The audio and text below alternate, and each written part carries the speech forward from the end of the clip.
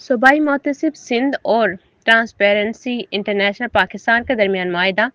सूबाई मुहतसिब सिंध मोहम्मद सुहेल राजपूत और transparency international Pakistan के चेयरमैन जस्टिस रिटायर जिया परवेज ने मुआहिदे पर दस्तखत किए।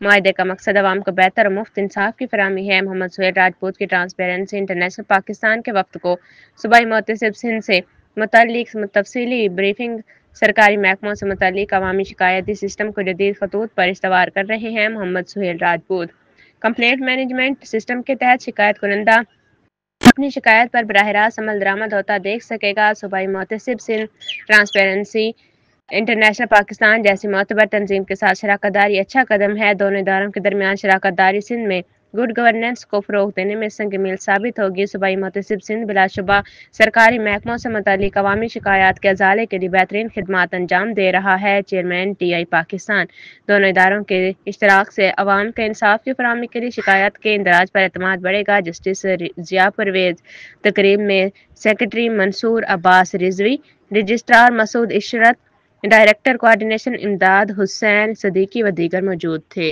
घड़ी आ चुकी है जिसका आप सबको था बेसब्री से इंतजार। जी हाँ, मैं मौजूद हूँ लेक शोर सिटी में।